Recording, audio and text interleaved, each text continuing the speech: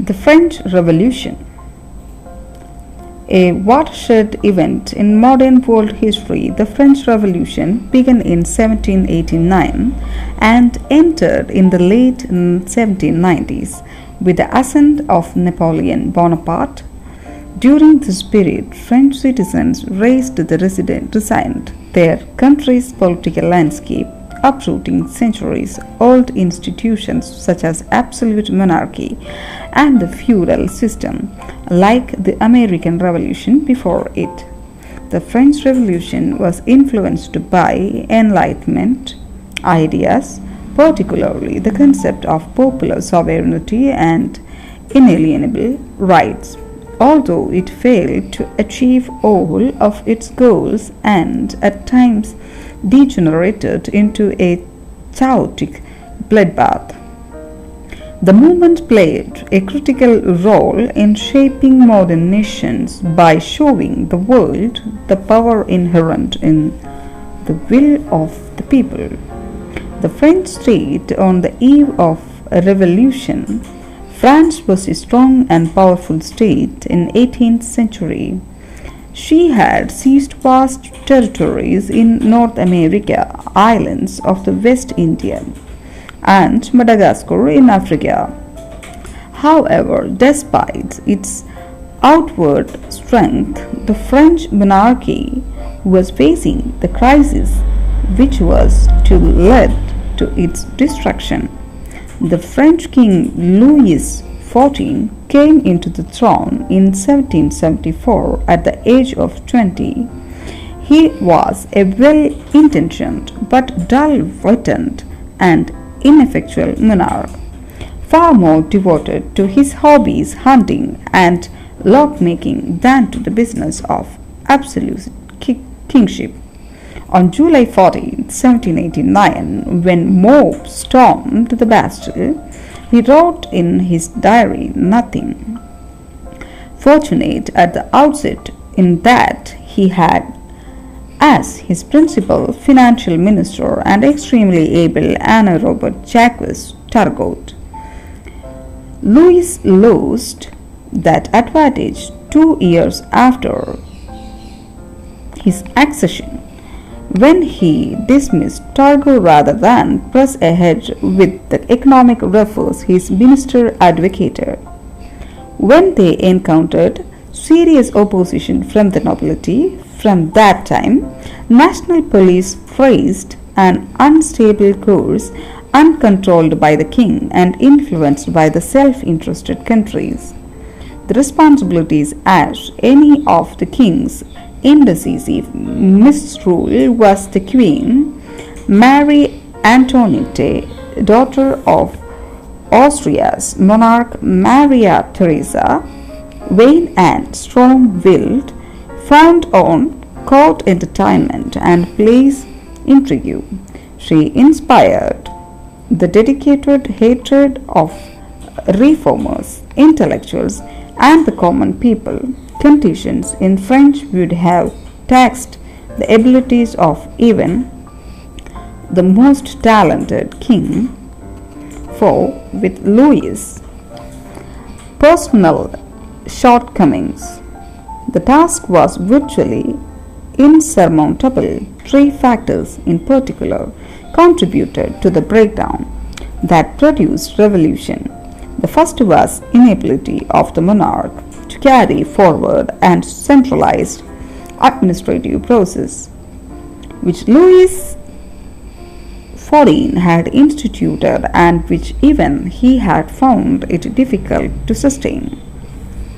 During the 18th century, the efficiency of the intendant system declined in direct proportion to the crown's failure to keep the nobility isolated and impotent. By 1780s, intendants were themselves often nobly prepared to sacrifice state interests to those of their own privileged station. At the same time, the parliaments, France's powerful courts of records, and reasserted their independence during the early years of the reign of Louis XV. Throughout the century, they had grown increasingly insistent upon what they began to call their constitutional rights in reality. The traditional habit of opposing any legislation that did not serve the interest of their aristocratic members. When Louis XVI had pressed for new legislation that did not serve the interest of their aristocratic members, taxes to be levied on the nobility as well as the rest of the community after the expensive 7 years of the parliaments. The most important court of justice successfully blocked a proposal insisting upon their right to exception and major national taxes in the mid of 1770.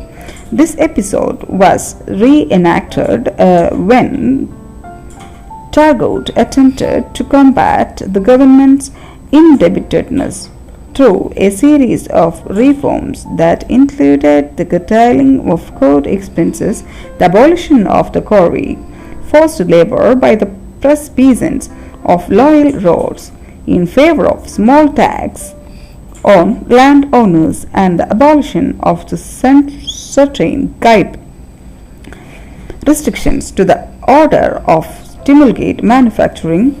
The Paris Parliament, whose members claimed that Turgot was trampling upon ancient prerogatives and privileges, as indeed he was, steadfastly and successfully opposed these innovations. This continued opposition to centralization on the part of the aristocracy was a symptom of the second major factor contributing to the outbreak of revolution: growing antagonism within and between the various social orders that composed French society. There was tension within the Roman Catholic Church. The so-called First Estate of the realm, its rulers, bishops, archbishops, and cardinals were in the main recruited from the aristocracy. They enjoyed large incomes derived from property that had been willed to be church over. The addition, the church collected a tax, the tithe on all land under cultivation, an average of between 1/10 and 1/15 of the annual harvest. Income from both property and tithe was equally distributed among the ranks of the clergy. The princes of the church, along with the leading monastic orders, took the lion's share. Parish priests received very little. This imbalances in the distribution of revenues was resented not only by the priests but by peasant tithe-payers who hated to see their taxes spent to support a distant and highly essential hierarchy rather than their own often very deserved. The rank of the aristocracy, France's second estate, were also divided. Many determined reformers were themselves noblemen, but they were noble of the robe, men who had often by purchase acquired administrative or judicial office, hence the robe, which conferred a little of nobility, as well as the opportunity to amass a substantial fortune in land and other opportunity. Includes the group and talented men such as the philosopher and Baron T. Montague, the lawyer, and the Comte de Mirabeau, and the statesman, the Marquis and Lafayette, who had represented France in America at the time of the Revolutionary War. Among these nobles of the robe were men who would play prominent roles in the French Revolution. In contrast to this group stood the nobles of the sword or noblesse, vivaes as the group enjoyed calling itself, whose title extended back to the Middle Ages. These aristocrats regarded the nobles of the robe as upstarts. In general, they lived at the royal court at Versailles. where they enjoyed making political mischiefs, leaving the management of their estate to bailiffs. In 1781, they pressed successfully for a law which restricted the sale of military commissions to men, those aristocratic lineage extended back at least 4 generations of they could not prevent the general debasing of their order.